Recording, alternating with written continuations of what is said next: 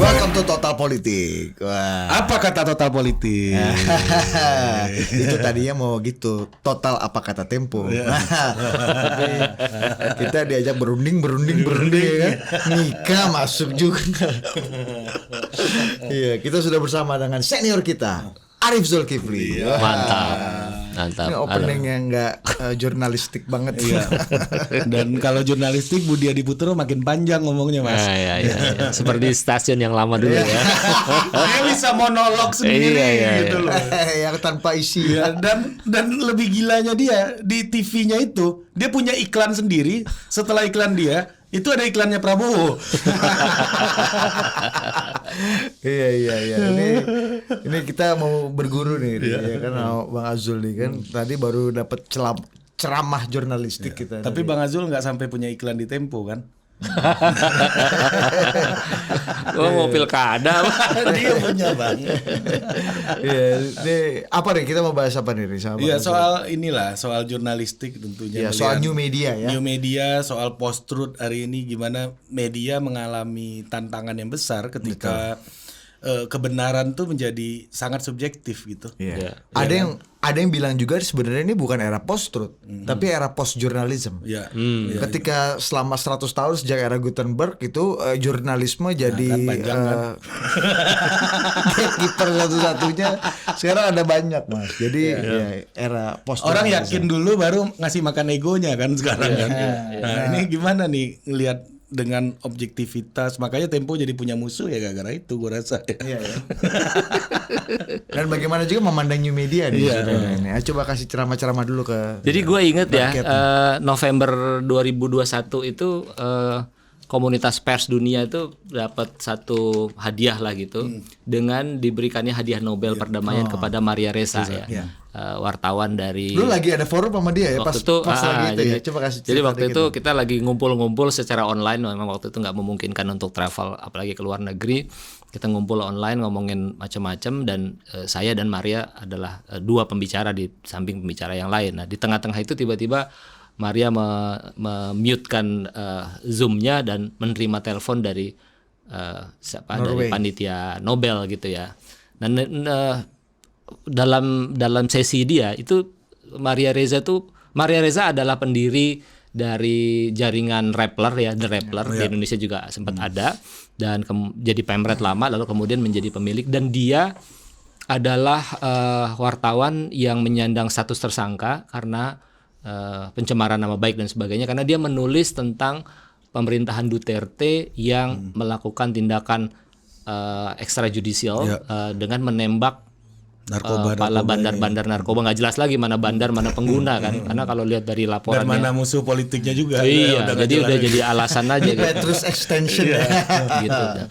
Dan Maria mengalami apa yang dialami sebetulnya juga oleh wartawan-wartawan termasuk di Indonesia, di negara berkembang, diserang oleh negara lewat status tersangka, mau ditahan dan sebagainya, tapi juga diserang, di doxing ya di media sosial. Artinya kredibilitasnya itu berusaha dijatuhkan gitu.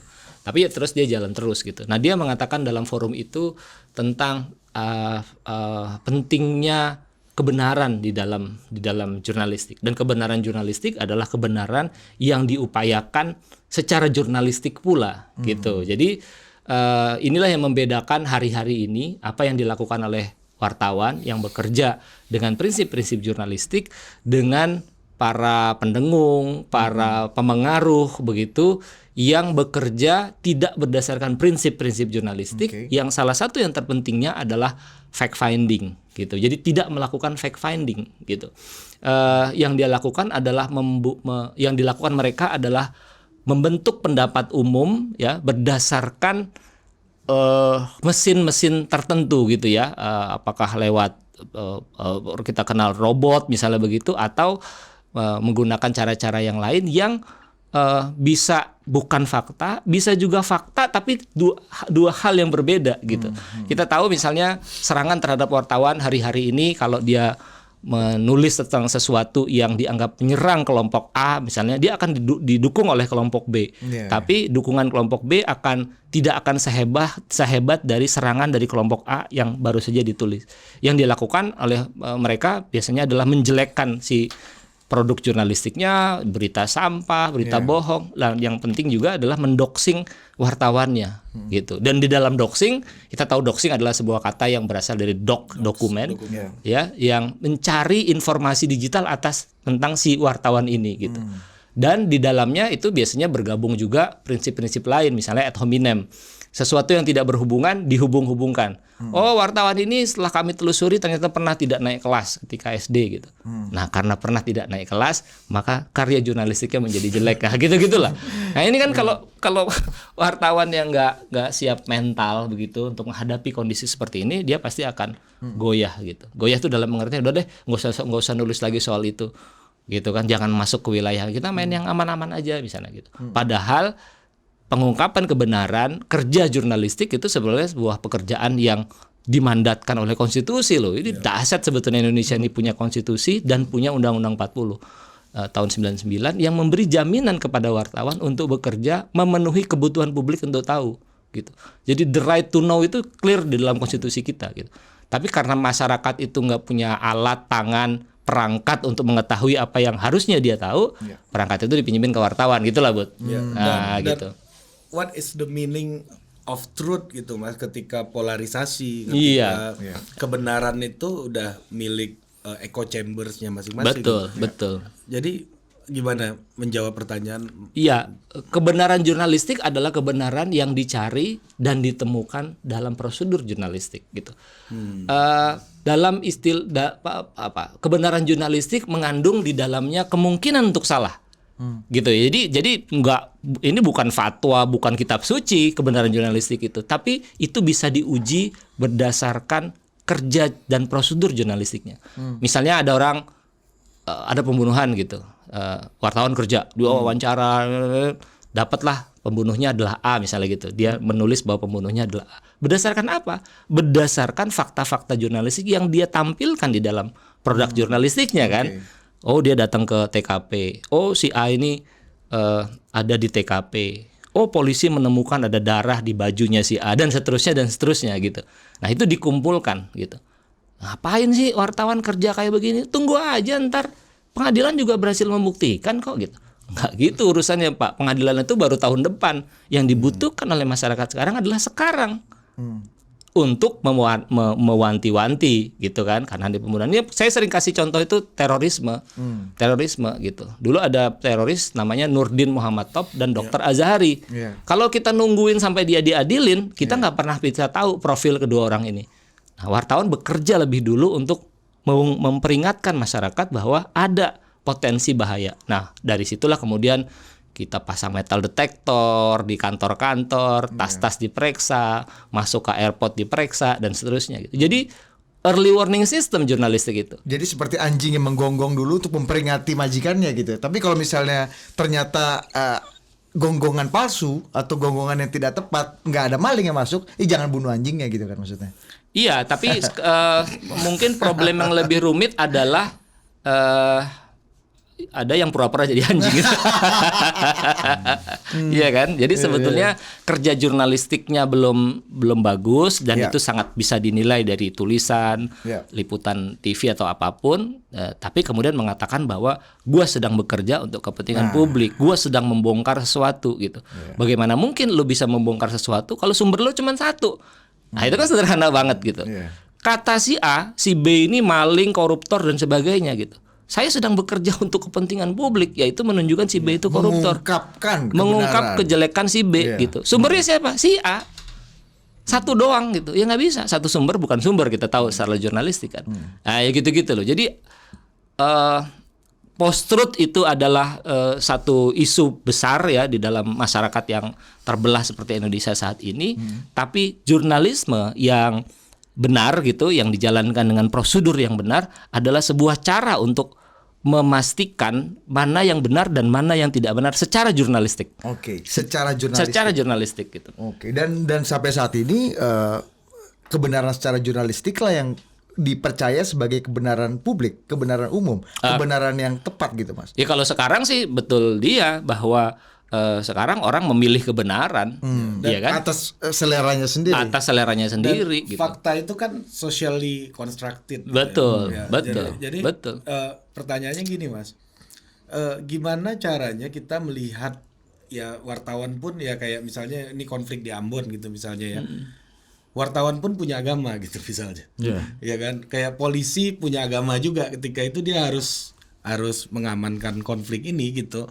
Ketika polisi Kristen harus berhadapan dengan Muslim gitu kan, pasti ada keberpihakan, ada pengaruh gitu sedikit banyaknya. Ini bicara netralitas Iya, maksudnya. iya. Dan di jurnalistik juga kayak gitu, di tengah polarisasi, gua nggak begitu yakin wartawan ini betul-betul steril gitu dari Kertas putih ya. dari polarisasi.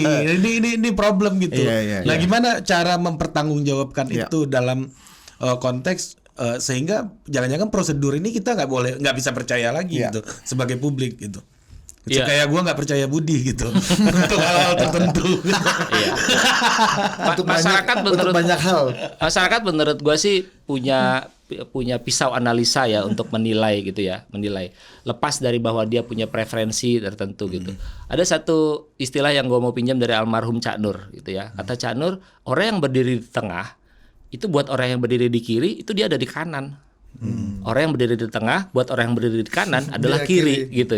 Jadi lu setengah apapun lu posisi lu akan terus dianggap sebagai kiri dan kanan. Nah, pertanyaannya lu mau menyenangkan orang di kiri di kanan atau lu mau bergerak berdasarkan satu prinsip tertentu. Tentu kalau gua ditanya itu gua akan mengatakan bahwa bekerja berdasarkan satu prinsip tertentu, nggak peduli kiri atau kanan. Nah, pada titik itulah sebetulnya jurnalisme sedang diuji. Nah, dalam implementasinya ya kalau lu tanya tadi, implementasinya gimana nih gitu. Nah, gue terpaksa harus ambil contoh Tempo nih, meskipun gue bukan pamret lagi buat ya. Itu nggak perlu dipaksa itu. Nggak perlu dipaksa ya, karena pengalaman gue ada di situ. Duduk lu jangan terlalu Miring ya, nggak kelihatan. Ini, Oh, iya, iya. ini industri bos. Mungkin harus Justru dia yang ngingetin kita di industri. lu harus bener nih. Bos. Oke. Apa ya? Misalnya contoh adalah tentang liputan-liputan Tempo tentang FPI misalnya ya, Iya. tentang FPI. Tentu kita adalah bagian dari media seperti banyak media yang mengkritik langkah-langkah yang dilakukan oleh FPI, mungkin juga pandangan-pandangan dia dalam konteks konservatisme agama misalnya begitu. Itu dikritik gitu. Tapi ketika ada pembubaran FPI oleh pemerintah tidak lewat jalur-jalur yang semestinya, pengadilan dan sebagainya, maka kita mengatakan sebaliknya. Gitu loh, bahwa betapapun kita berbeda dalam hal ini, maka dia harus dilindungi karena itu adalah hak untuk berserikat dan berkumpul. Lah gitu loh. Tapi kan publik sulit mencerna value itu di tengah Exactly. post truth atau polarisasi gini. Betul. Mas. Nah, Jadi makanya ketika Tempo menyerang quote berarti unquote mengkritik FPI ini dianggap- medianya iya. Habib Rizik nih gitu. Betul. Di satu Jadi sisi- orang motretnya kan sepotong-sepotong. Iya. Ketika berita lo belain ini, dia akan diserang dengan mengatakan bahwa ini udah kesusupan nih kira-kira Iya. gitu. Dia lupa pada bagian yang lain, kira-kira gitu kan. Nah, kalau pakai bahasanya Ustadz kita Budi Adiputro, ini seberapa istiqomah si media dalam menjalankan ini semua. Bisa nggak dia menjalankan konsisten? Nah, bahasa yang lebih itu dia konsisten nggak? Konsisten dan persisten dalam jalanin itu semua. Akhirnya publik kok yang bisa menilai ini semua. Karena kalau lu ngikutin kemauan dari the so-called kiri dan kanan tadi, nggak ada habis-habisnya gitu. Nah melihat nih ini yang paling baru ya di era demokratisasi media, ya kebenaran dan proses pembagian informasi tidak hanya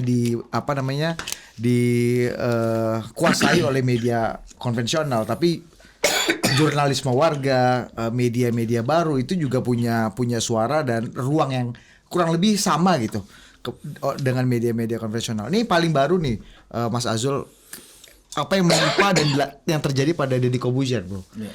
Om Deddy ini baru men-take down video postingan barunya setelah habis dibully di sosial media tentang ketika dia mewawancarain pasangan LGBT. Lu ngelihatnya seperti apa? Kapan sih konten tuh harus di take down Iya. gitu? Dan iya, belajar dari Dedi, dan ini kan bicara sama kayak lu kan, kata bilang ya, akhirnya Dedi quote unquote Mas Dedi harus kalah dan mengakomodasi Iya, itu. pendengung ini kan. Iya. Potretnya mesti dipisahin ya antara kerja jurnalistik dan kerja non jurnalistik.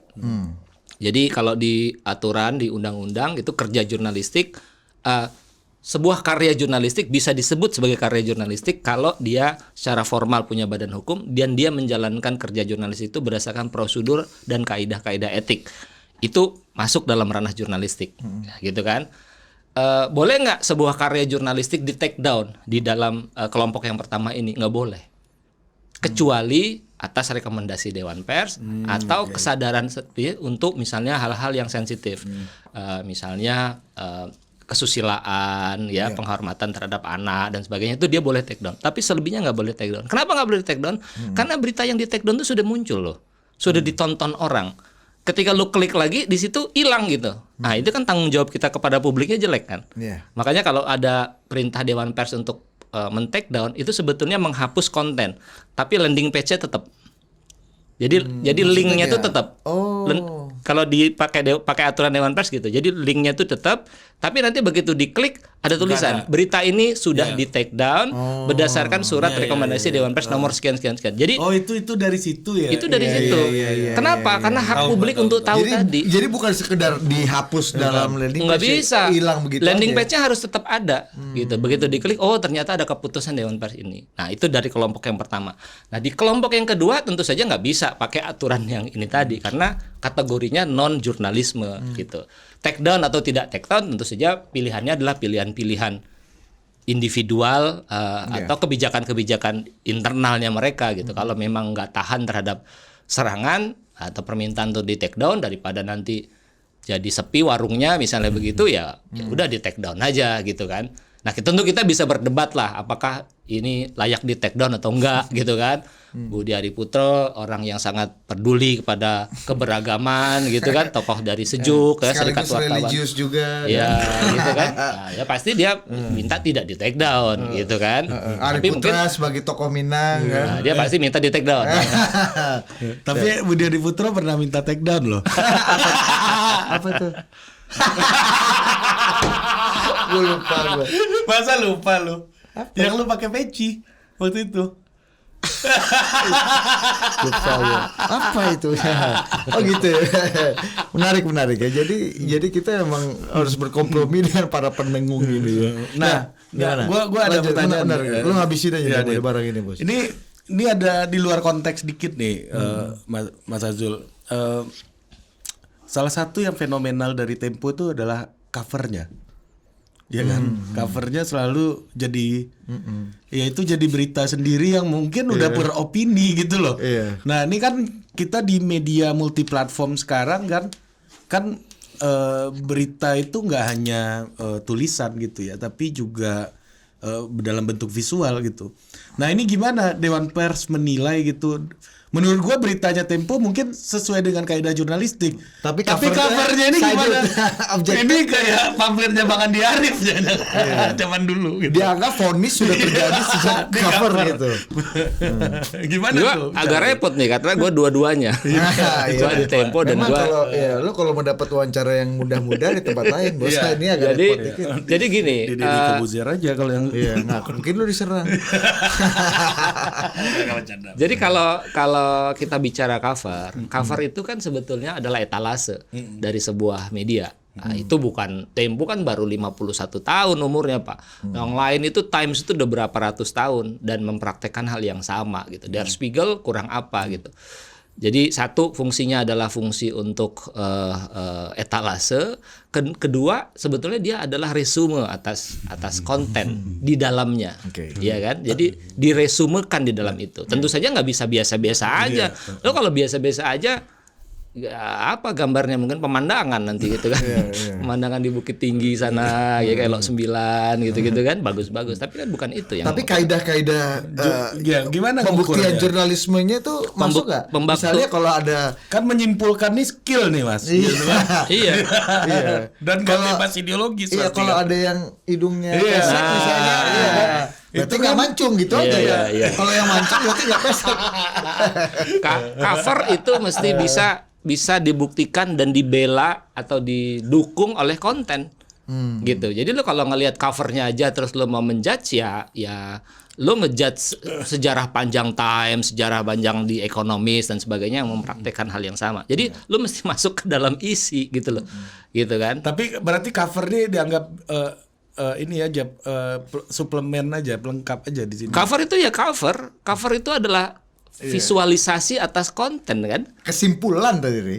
Visualisasi atas konten, bisa kesimpulan, bisa menggoda gitu kan? Bisa menuduh. Bisa Kalau kata Sobari apa, Ri? Menduga itu adalah menuduh dalam politik. iya kan? Iya, Iya gitu. Jadi tadi apa lo bilang tadi?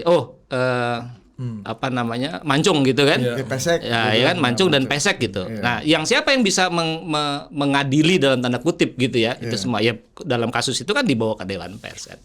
Gitu dan nggak ada persoalan gitu loh. Jadi itu. Jadi nggak perlu nulis berita tajam-tajam, bikin aja cover. nah, itu kan kesimpulan yang blow on menurut gue. Ya, kata netizen gitu. Iya. Gila, gini Itu lu kesimpulannya. netizen lu salah. Iya. Kalau gitu lu gambar aja gitu kan. Nah, pembuktian atas gambar apa? Pertanggungjawaban atas gambar nggak ada gitu. Iya kan? Nah, ya kalau kita mau ngikutin netizen ya silakan. Tapi lu tahu ancaman dan sebagainya. Maksud gue secara hukum akan sangat bisa dipersoalkan. Gitu loh. Seberapa ganas sih Meme itu kan sebetulnya adalah itu kan, adalah cover Tapi tanpa isi argumen, kan. ya tanpa argumen. Tanpa argumen, tanpa isi dan gitu loh. sided juga sebenarnya ya. Demokratisasi cover itu, Bos. Iya, jadi ini gua itu Mas Azul, salah satu hal yang gua riset lama ketika bikin Total Politik itu adalah cover. Itu tuh berapa kali ganti-ganti tuh. Cover ini Total Politik. Cover buat YouTube, thumbnail. Oh, thumbnail. Iya. Lu takut?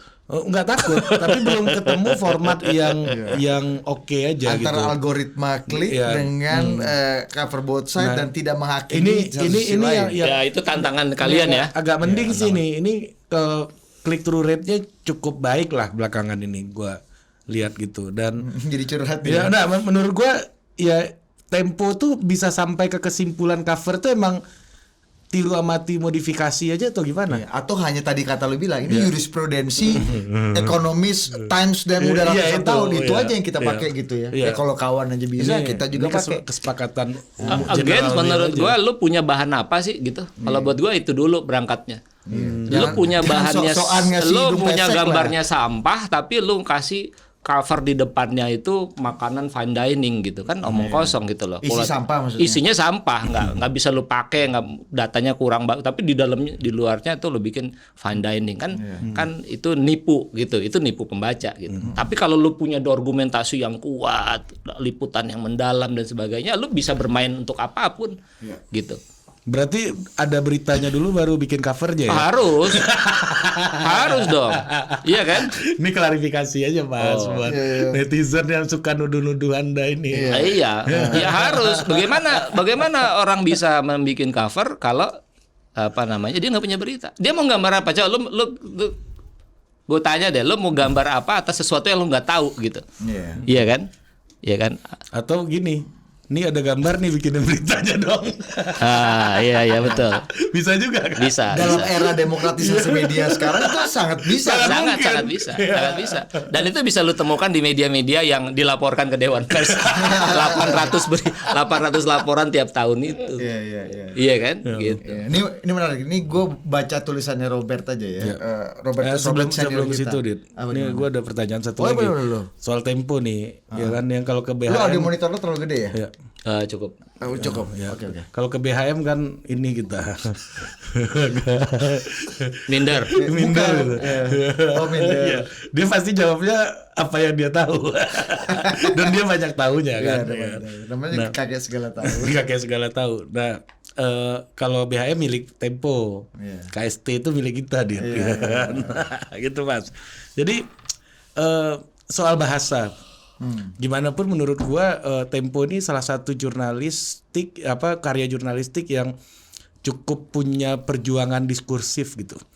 Misalnya banyak kata-kata serapan baru itu masuk ke dalam Perjuangan diskursifnya apa nih? ya, perjuangan bahasa gitu ya. Oh, ya perjuangan bahasa aja. ya, Karena diskursus itu ceritanya jalan lagi tuh. Iya, ya bahasa kan punya makna dan menghadirkan wacana kan pada akhirnya, karena kata-kata tertentu nggak bebas muatan ideologis juga gitu.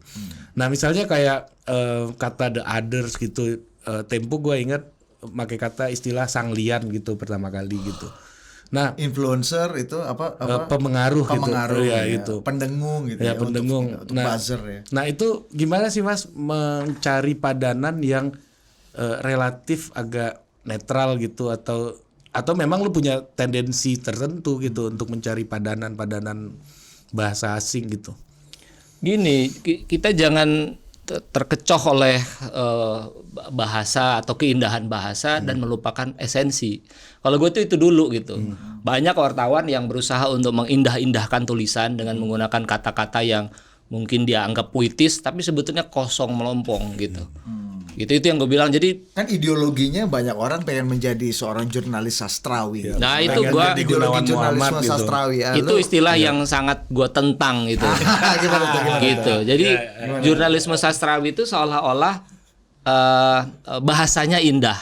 Jadi yang penting tuh bahasanya indah. Hujan rintik-rintik, ya kan, angin bertiup. Tapi sebenarnya lu mau menjelaskan apa sih atas itu semua? Lu mau menjelaskan musim, banjir di Depok atau apa? Seandainya saya di Sarajevo gitu. Gitu kan? Nah kalau itu jadi nggak relevan menurut gua, karena bukan itu yang mau dicari. Gua paling sebel tuh sama orang yang berusaha menulis untuk indah-indah, tapi jadi secara jurnalistik, kalau kita bicara jurnalisme cetak ya, sebetulnya juga bisa diimplementasikan untuk jurnalisme audio dan visual. Itu yang paling penting adalah faktanya. Jadi kalau lo menulis puitis, itu faktanya yang puitis Pak, bukan lu karang-karang gitu. Paham nggak maksud gue ya? Jadi misalnya apa ya? Misalnya lu nulis tentang kemiskinan gitu ya. Lu nulis tentang kemiskinan. Lalu lu bikinlah pengantarnya hujan turun, seorang anak tergeletak, dia menggigil kedinginan. Anak tergeletak, menggigil kedinginan adalah fakta yang harus lu temukan. Lu nggak bisa karang tuh. Gitu loh. Artinya apa? Ya lu mesti ke lapangan. Lu mesti datang ke area-area kumuh dan menemukan orang-orang itu. Baru bisa lu mendapatkan satu reportase yang bagus gitu. Kata itu datang menyusul belakangan. So nggak usah sok jago dengan tetek bengek gitu loh. Lu agak menentang ya, berarti kepercayaan Tapi belief kan in jurnalisme sastrawi. kegenitan itu kan cukup tinggi gitu. Kegenitan itu terjadi kalau dia nggak punya fakta, gitu loh. Nah, dia akan senang menggunakan apa yang disebut dengan kegenitan, dan gue setuju kalau sebuah tulisan itu genit. Kalau apa? Kalau faktanya nggak ada, ya kan? Lu ngomongin tentang kemiskinan anak-anak itu, tapi lu nggak gambarkan, gitu. Gue mau kasih contoh ya, misalnya ada satu media yang liputannya bagus menurut gue.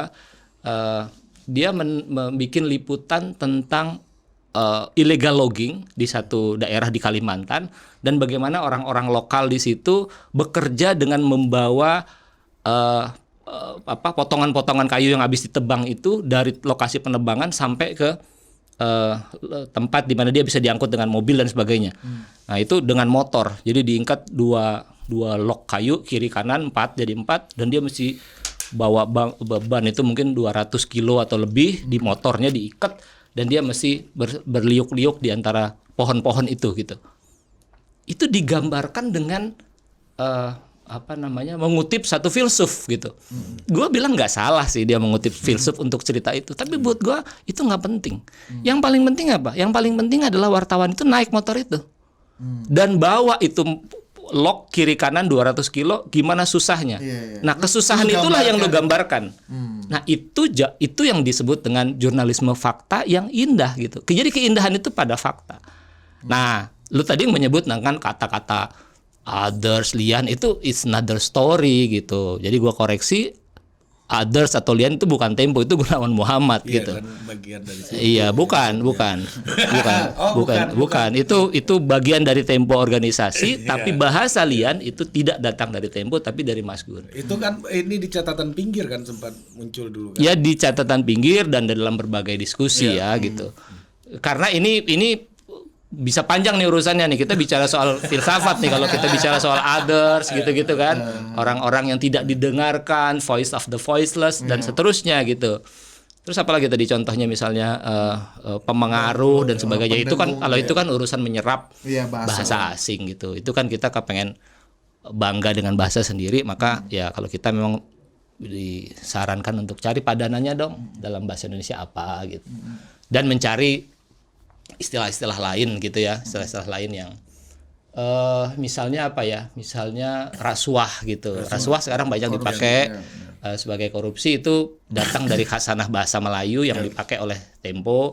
Jadi kayak KPK itu Komisi Anti Rasuah. Sebetulnya nggak pas betul karena rasuah itu suap dan korupsi itu artinya lebih tidak hanya suap, tapi karena KPK korupsi bosan gitu ya kita pakai. Nah, sekarang udah dipakai di mana-mana tuh ya rasuah gitu. Kayak gitu. Menarik gitu. Jadi jurnalisme sastrawi itu jadi ini menarik karena buat banyak Itu orang kayak puisi-puisi lu di awal itu dia. Maksud gue ngomongin lu tadi tuh. Dan nulis puisi. Enggak bercanda. Iya, udah. Jadi bagaimana menciptakan keindahan dengan substansi di tengah demokratisasi media sekarang? Lu baca catatan pinggir. Gimana pertanyaannya? gua aja mau nanya nggak jelas. Nah, menghadirkan estetika dalam jurnalistik itu di tengah tuntutan media baru. Dan sekarang ketika kalau dulu kan wartawan nulis mungkin seminggu nggak sebanyak sekarang, sehari bisa 4-5 tulisan gitu misalnya. Dan juga penerimaan publik yang ya kalau dalam bahasa filosofisnya itu mengalami tsunami banalitas gitu ya, kedangkalan publik yang Dia masif kebanyakan gitu. nongkrong di tim nih kayaknya. Enggak, dia anak fisip. anak Bo Robert di Kan sama bahasa gue. Patron gue tuh Robert. Ombudsman tim kita sebut namanya ya. Dan gue ragu juga dia paham. Paham dia paham. Kedangkalan Gimana? publik lah. Jadi Ya. estetika sastrawi dalam jurnalisme itu Karena ya buat banyak orang menyampaikan sesuatu dengan estetik dan sastrawi itu adalah keindahan tersendiri dan pencapaian tersendiri gitu. Oh iya, ya setuju. Cuman sekali lagi dia tidak bisa dipasrahkan hanya kepada bahasa. Bahasa itu alat kok. Bahasa itu alatnya gitu. Ini kita berbeda dengan puisi ya. Kalau dalam puisi itu bahasa itu esensi itu sendiri gitu kan. Kalau ini kan enggak gitu. Dalam jurnalisme enggak. Dan makanya yang seperti gue bilang tadi gitu. Liputan yang lain misalnya ya dari media yang juga pernah gue baca gitu. Misalnya ketika munculnya rest area di pinggir-pinggir jalan tol, kira-kira itu di tahun 2010-an tuh mulai mengejala sampai dari tahun 2000-an lah gitu. Di Bekasi ada beberapa rest area seiring dengan maraknya pembangunan jalan tol gitu. Lalu kemudian satu media menulis, menurut gua gagasannya brilian sekali, yaitu mereportase orang-orang di sekeliling rest area yang tidak melintasi rest area untuk nongkrong di situ. Misalnya orang Bekasi di Cikampek kilometer berapa nongkrong, terus kemudian bawa laptop di coffee shop, di Starbucks, di mana-mana gitu. Itu menurut gua adalah keindahan estetis gitu. Kenapa? Karena dia berhasil menemukan satu angle khusus gitu yang nggak pernah kelihatan sama orang lain gitu. Siapa sih orang ini? Siapa sih orang Dia ini? bukan mau berkendara keluar kota Betul. atau ya kan? Ini Contoh lain misalnya di tahun 80-an itu ada Romo Sindu ya di Kompas ya. Romo Sindu itu waktu itu baru pulang dari sekolah, saya lupa di Jerman rasanya dia, balik lagi ke Kompas dan menulis pengalaman naik angkot dari depan Kompas di Palmerah menuju ke Tanah Abang. Jadi dia jalan aja tuh, balik lagi naik angkot dan menemukan fakta-fakta yang menurut gua asik banget. Misalnya ada seorang lelaki membawa seorang perempuan ke rumah sakit menjelang melahirkan gitu, naik angkot itu gitu. Lalu ada anak kecil di dalam angkot itu nangis cari orang tuanya gitu. Tentu saja itu nggak bisa ditemukan dalam sekali perjalanan angkot. Mustahil, itu pasti harus berkali-kali dan dalam waktu mungkin seminggu, 5 hari, kita nggak tahu. Tapi tulisan itu jadi sangat indah gitu loh, karena dia menggambarkan satu fenomena di Jakarta, bagaimana orang naik angkot dari jurusan yang sama, Palmerah ke Tanah Abang yang jaraknya nggak lewat jauh, dan menemukan fakta-fakta itu, diceritakan profilnya dan sebagainya. Nah itu menurut gua sastrawi tanpa harus mendaki-daki tulisannya dengan hujan rintik-rintik dan sebagainya. Jadi adalah keindahan itu ada dari fakta lain, Dari ya. angle. Ya. Dari fakta. Kalau lu nggak bisa menemukan fakta, Iya. gitu loh.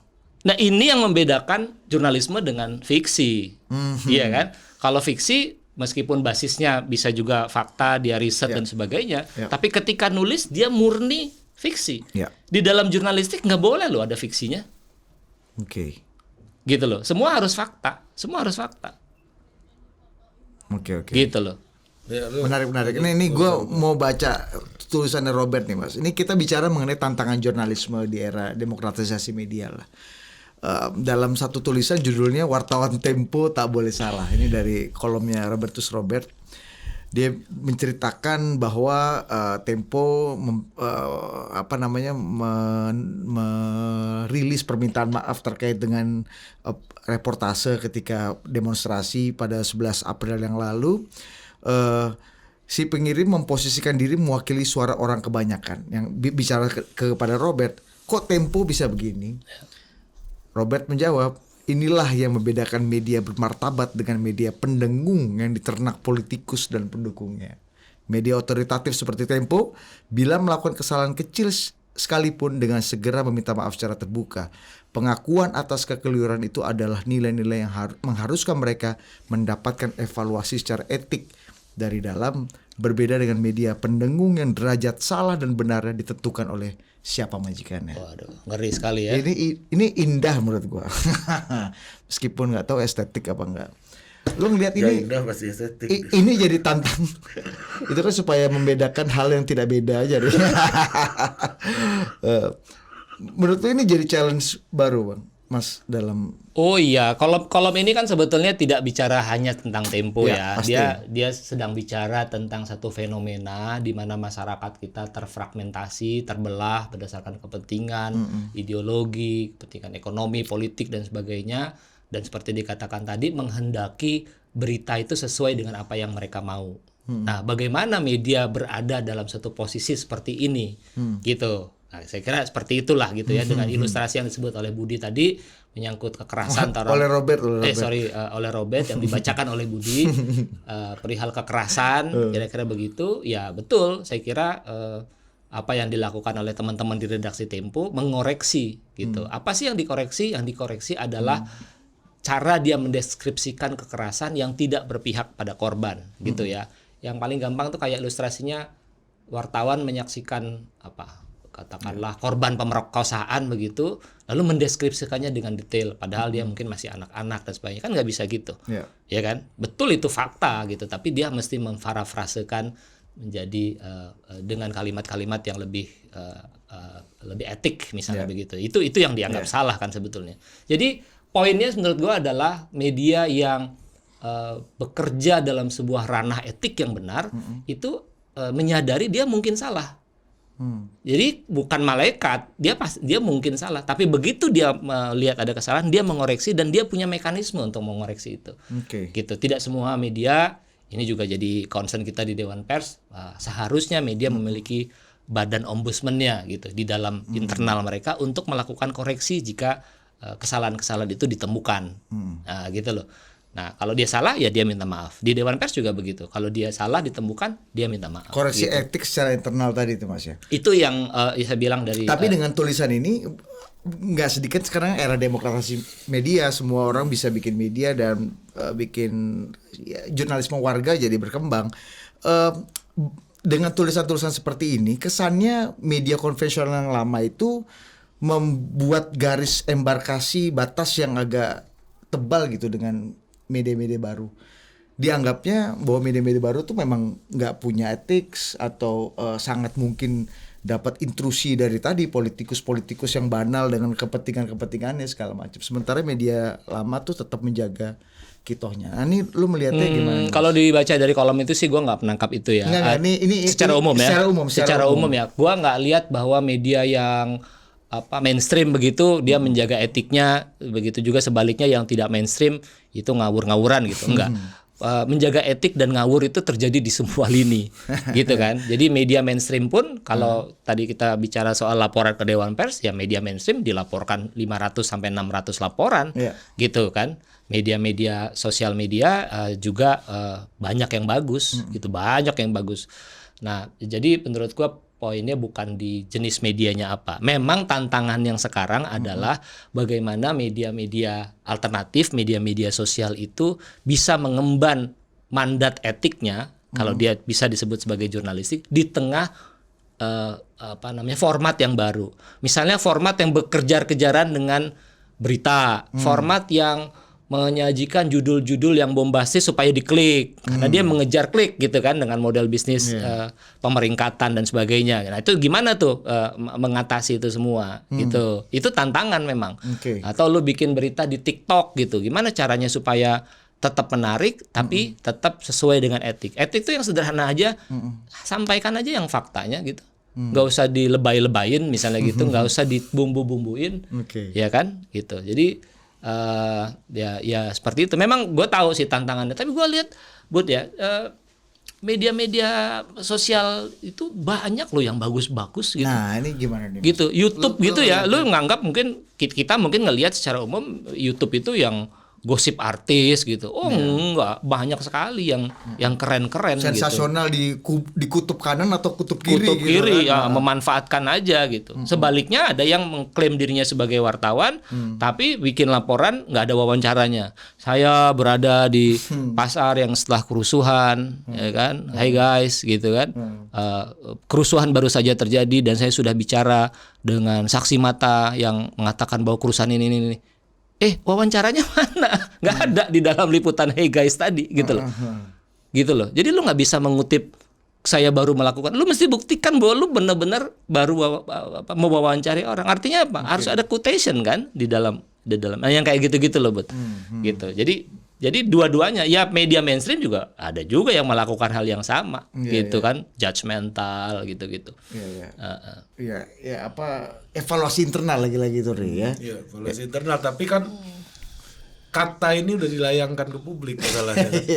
Ya kan, nah, gua nggak tahu nih Mas, mungkin ada mekanisme gitu di era digital ini ketika gue nggak bilang akurasi media rendah gitu ya, tapi memang beban media semakin berat hari ini dengan mungkin tempo zaman dulu dia nerbitin nggak sebanyak sekarang, harus berapa puluh artikel per hari gitu.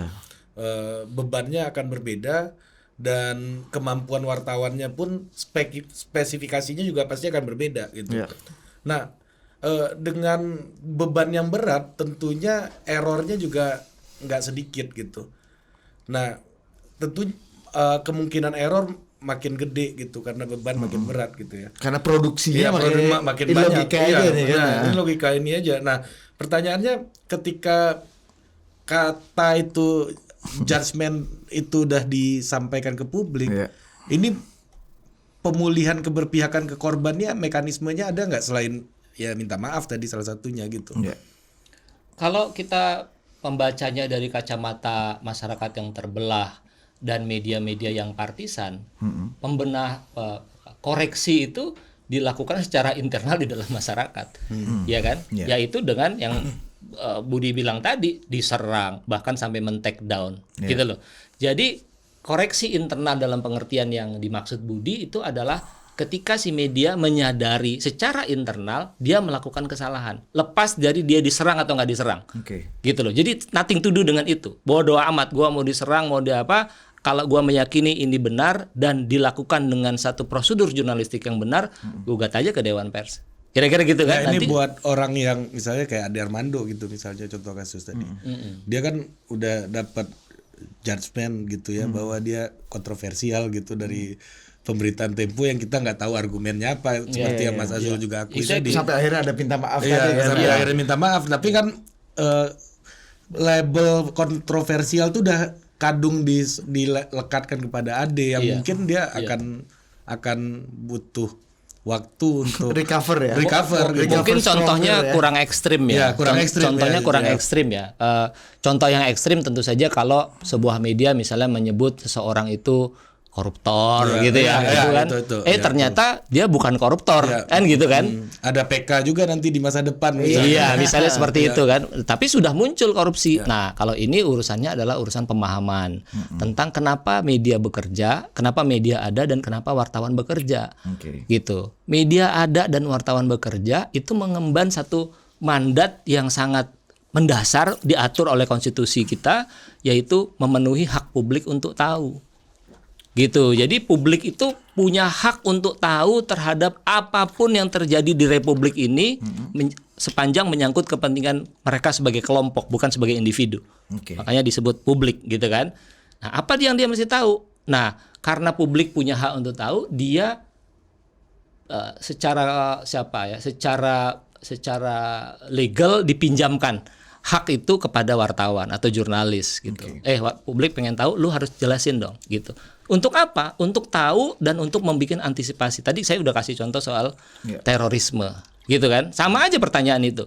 Kalau misalnya wartawan sudah menulis, tapi ternyata Nurdin Top itu bukan, Pak, selama ini salah. Misalnya kan bisa begitu juga kan. Kata tetangganya dia ramah. Dia ramah dan macam-macam gitu. Itu banyak banget tuh ya. Iya kan? Nah, padahal yang ingin dikatakan oleh si wartawan atau si media adalah tentang potensi bahaya dari terorisme. Dan dari tulisan wartawan itu kemudian media kantor-kantor pasang metal detektor, orang-orang diperiksa kalau masuk bandara dan seterusnya. Gitu. Jadi dasarnya hak publik untuk tahu dulu. Nah, tadi balik lagi ke pertanyaan kalau misalnya ternyata dia bukan bukan koruptor atau bukan teroris seperti apa? Si wartawan berhak atau wajib untuk menulis. Berhak atau wajib, Mas? Wajib untuk iya, kalau berhak nanti bisa diabaikan. Wajib untuk menulis koreksi atas berita yang pertama tadi gitu. Meskipun belum tentu meyakinkan publik yang sudah paham dan percaya bahwa dia teroris atau koruptor di sebelumnya itu kan. Ya, atau teroris. Iya kan? Sama juga begitu gitu. Sekarang pertanyaannya gue balik aja. Kalau lu menunggu sampai pengadilan dan sebagainya, lu mau tuh kejadian itu dar-der-dor di sana sini terjadi kan gitu kan, bolak-baliknya gitu. Tadi Mas Azul udah ngomong contoh radikal koruptor gitu misalnya, tapi ini misalnya kita ambil di bidang yang lebih radikal lagi gitu ya, jangan politik, misalnya entertainment atau olahraga gitu. Di Amerika itu kan paparazzi media itu kan sangat menakutkan untuk karir seorang selebriti gitu misalnya, atau olahragawan. Banyak yang misalnya ada beberapa pemain yang males main di Liga Inggris gara-gara paparazzinya. Ya lebih wartawannya galak-galak gitu ketimbang di Itali gitu misalnya. Jadi itu bisa membunuh karirnya, motivasinya rusak gitu misalnya, kayak gitu. Gimana, Mas? Ya, tiap negara lain-lain ya kali pendekatannya ya gitu. Kebebasan pers, kebebasan berekspresi di sana itu tinggi begitu, tinggi. Meskipun kita harus katakan di Indonesia juga misalnya trespassing gitu ya. Trespassing itu kalau di sana kan nggak boleh. Jadi ada rumah dipasangin no trespassing, itu artinya lu nggak boleh masuk meskipun nggak ada pagar gitu. Kalau lu masuk lu dihukum. Di sini coba mana ada tukang gitu. bakso udah ada situ. Iya, udah teng gitu kan. Iya. Pinjem kerannya ya, Mbak. Udah itu kerannya Ada udah ini tukang meteran listrik. Cek meteran. Iya kan? Ya, itu maksud gua. Jadi berbeda-beda gitu. Oke. Ya, sekali lagi kalau lo lagi mempersoalkan misalnya di Inggris, ya lo timbang aja manfaat dan mudaratnya gitu. Dari si pemain bola barangkali mudaratnya banyak. Ya udah lo free choice, lo pindah aja ke liga yang lain gitu kan. Tapi buat publik Inggris barangkali harus dong. Gitu kan. Ini supaya ini uang gua pencinta sepak bola. Karena dipinjamkan gitu. tadi kan haknya hak publik itu dipinjamkan kepada wartawan. jurnalis. Iya. Oke. Ini bagus nih. Ini one on one jurnalisme. Itu kapan kita bisa ambil lagi, Mas? Gitu. Lo jadiin Bongbong sebagai presiden di sini. Ya, itu balik lagi tuh. Bongbong di Filipina lo balikin ke sini. Undang-undang pers Bongbong bukan ambil kita. Wah, Bongbong nih bisa memecah persatuan. Bongbong dan Kadrun. Iya kan? Tapi lo tau gak si Bongbong dalam kampanye kan menggunakan TikTok kan, gue baca di BBC itu. Jadi dia menggunakan TikTok untuk mengkampanyekan bukan hanya pada dirinya tapi tentang bapaknya, Ayahnya, yang membilas dosa bapaknya ini kan. bapaknya. Jadi di satu pihak kita gembira atas kehadiran media-media alternatif ini begitu ya, karena lebih fun dan sebagainya. Dan bisa menjadi channel untuk menyampaikan kebenaran dan fakta-fakta jurnalistik, tapi di lain pihak juga menyimpan bom waktunya. Lucunya, ini kan era lagi-lagi bahasa gue demokratisasi media kan. Akhirnya fakta kan bisa ditemukan di mana-mana. Nah, melihat kasus Filipina tuh, ini dua, gimana lo menyebutnya? Satu anak Marcos, satu adik anaknya Duterte, gitu kan. Dan dia menang dengan popularitas mengalahkan Manny Pacquiao misalnya kan, yang dianggap pahlawan bangsa gitu kan, Filipina. Dia menang lewat sosial media, ya, dengan segala kejahatan yang dilakukan oleh bapaknya yang terjadi gitu. Lu lihatnya gimana, Mas? Ya kan kalau Filipina kan kita masih bacanya dalam konteks politik Filipina ya, di mana kontestasi dalam kekuasaan itu dipegang oleh klan-klan tertentu gitu kan, landlord menguasai sekian banyak tanah begitu. Jadi orang kasik. ya, jadi orang-orang yang pernah jadi presiden di sana, bahkan Benigno Aquino gitu yang dianggap sebagai yang demokratis karena menggantikan oleh itu kan juga datang dari kelompok klan-klan itu gitu. Jadi memang kalau Budi nanya gimana nih, ini kan siapa? Akhirnya media sosial, media baru misalnya, kalau lu bilang tadi menjadi anak tangga untuk memuluskan orang-orang yang quote unquote punya dosa sejarah gitu. Populisme. Ya itu. Nah, makanya di dalam kolomnya Robert tuh jadi menarik menurut gua. Jadi ada persekutuan antara populisme, politikus yang tidak punya gagasan dengan buzzer-buzzer tadi gitu. Itu bersekutu gitu. Jadi tidak lagi diuji kemampuan dari si calon pemimpinnya, tapi yang dia munculkan adalah populismenya gitu. Ya kan? Lewat jalur-jalur ini tadi gitu. Nah, jalur-jalur pendengung dan pemengaruh ini kan tidak bekerja berdasarkan proses pembuktian. Ya dia yang penting diomonginnya aja gitu. Misalnya Budi mau jadi presiden, gua nggak uji Budi jago wawancara atau enggak, tapi wes potongan rambutnya keren nih kayak bintang Korea nih. Gitu loh. Jadi model rambutnya yang diangkat dan diramaikan terus lewat pemengaruh dan sebagainya gitu. Nah itu persekutuan itu yang menurut gue memang agak mencemaskan gitu buat orang yang concern terhadap jurnalisme. Di Indonesia perlu cemas nggak tentang hal itu? Sangat. Siapa? Sangat. Gimana? Sangat. Indikasi menuju ya tadi yang kecemasan sudah kita bahas tadi gitu. Tadi kita bicara misalnya maksud Anda produk politik sekarang itu hasil dari persekutuan di Indonesia. Iya. Gitu. Jadi misalnya apa ya? Misalnya satu kebijakan itu diambil tidak berdasarkan pertimbangan-pertimbangan yang seharusnya dipakai, tapi karena alasan-alasan populisme gitu. Jadi meningkatkan popularitas.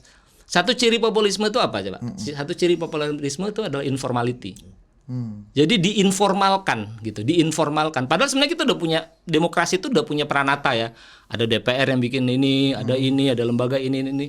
Alah, itu semua produk lama. Kita harus keluar dengan sebuah gagasan baru. Misalnya begitu. Yang mengabaikan itu semua. Gitu. The trap of informality. Contoh paling gampang dari the trap of informality adalah Pak Ogah. Nah, gitu kan. Sebetulnya yang mesti ngurusin jalan macet sebagai itu siapa sih? Polisi kan. Tapi kan ada informality dan semua berperan di dalam informality itu. Lo naik mobil ada macet. Ayo Pak, lewat Pak. Lo kasih gitu. Lo menjadi bagian dari informality itu. Dan itu bagian dari kampanye informality itu Budi, bahwa ekonomi kita ditopang oleh sektor informal. itu sesat apa tuh namanya? Fetisisme industri kecil mikro. Lu secara gak langsung lu mempromot populisme lu. Jadi misalnya apa ya? Informality dalam politik itu misalnya gitu. Bener juga. Apa ya? Misalnya kebijakan itu sebagai aturan tuh harus diambil oleh lewat jalur Bappenas gitu ya. Itu yang sudah kita percaya dan kita jalankan. terlalu birokratis itu. Nanti tunggu maunya presiden aja. Itu kan. dia yang molek ya, bukan gue ya. Nggak apa-apa itu. Dia paling bebas nilai. Iya, Saya bebas. rasa. Iya kan. Kita udah hampir mau sejam nih. Kasih hikmah kebijaksanaan. Aduh, janganlah, nggak usah pakai hikmah-hikmah. Harus Karena bangsa ini tidak dipimpin oleh ilmu pengetahuan dan teknologi, tapi oleh hikmah dan kebijaksanaan. Gimana nih Mas? Ya, anak Mas politik kayaknya nih. Nah, FISIP ya. Iya, sih. Dan junior Anda. Kalau saya bego, Anda yang ngajarin. Anda punya tanggung jawab untuk Makanya pilih sih. Langsung kampanye. Lu nih langsung. Bahaya. Udah kebiasaan kampanye tiap ketemu orang ngomong gitu. ada ajakan informal di sini. Ya. Langsung persuasif bawaannya, Bos. Biasa jadi tim sukses. Baru sekali. Akhirnya Mas Azul, demokratisasi Iya, media iya, pendengung. Kita lihat hasil terakhir indeks demokrasi misalnya turun meskipun Dewan Pers bilang naik. Bukan indeks Indeks kebebasan pers ya. Indeks kebebasan pers. Ya, harus objektif. Jadi Indeks kebebasan pers. apa ya? Ya kalau dari sisi media kita berhadapan dengan satu masa yang baru, bukan sekedar munculnya media-media baru seperti podcast kita sekarang ini, tapi pendekatan-pendekatan baru, keyakinan-keyakinan baru di mana media yang punya pengemban prinsip-prinsip jurnalistik yang konvensional itu mesti survive di tengah itu semua. Kira-kira begitulah gitu ya.